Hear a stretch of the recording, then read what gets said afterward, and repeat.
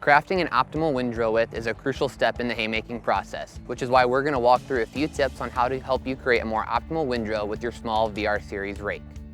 In order for your baler to produce consistent sized bales, your windrow width must be the same size as your bale chamber. If you've ever experienced leaving crop out in the field, it's important to adjust your windrow width in order to help be more efficient in the field. First, you'll want to remove ground pressure adjustment pins from both sides and fully lower the toolbars. Then remove pin and slide toolbar out to increase windrow width or in to decrease windrow width. Install pin in one of the holes to secure the toolbar. Fully raise toolbars and reinstall ground pressure adjustment pins when all the adjustments are complete. Repeat the same process to make the same adjustment for the other side. Tip number 2 is to reevaluate your ground speed, as that has a direct correlation on windrow shape.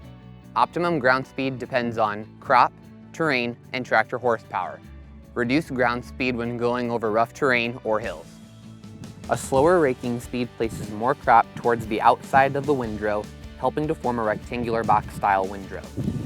A faster raking speed places more crop towards the center, making a smaller windrow, which requires the operator to constantly weave the baler to properly fill the bale chamber, increasing the risk of a poorly shaped bale. A final tip to create a more optimal windrow is to replace any broken tines.